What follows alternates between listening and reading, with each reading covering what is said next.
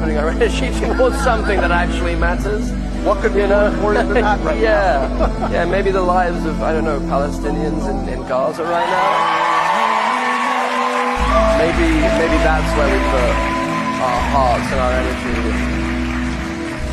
And anyone suffering, anyone oppressed, anyone suffering weight of the horrors of our world right now, anyone doesn't have a choice in living lives with dignity. It's that's where our energy should go. ഇയാളുടെ ഈ വാക്കുകളുണ്ടല്ലോ, അത് നമ്മൾ ഓരോ മനുഷ്യരും മനസ്സിലാക്കേണ്ട ഒരു കാര്യമാണ്. കാരണം നീചമായ ഒരു പ്രവൃത്തി ചെയ്തുകൊണ്ടിരിക്കുമ്പോൾ അതിനെക്കുറിച്ച് കണ്ണടച്ചിട്ട് അത് ആ നാട്ടിലല്ലേ എന്നും പറഞ്ഞിട്ട് ഇരിക്കുന്നത് ഒരു മനുഷ്യന് ചേർന്നതല്ല. ഒരുപക്ഷെ നാളെ നമുക്കും ഇതേ ഗതികേട് വന്നേക്കാം. അപ്പോൾ ഇതുപോലെ ആൾക്കാരെല്ലാരും മൗനമായി ഇരിക്കുമ്പോൾ അതിന്റെ അവസ്ഥ നമുക്ക് പറഞ്ഞറിയിക്കാൻ പറ്റാത്തടത്തോളമായിരിക്കും. ഒരു മനുഷ്യൻ എന്ന നിലയിൽ നമ്മളിത് കണ്ടില്ലെന്ന് നടിക്കുകയാണെന്നുണ്ടെങ്കിൽ പിന്നെ മനുഷ്യനാണെന്ന് പറഞ്ഞിട്ട് ഒരു കാര്യമില്ല.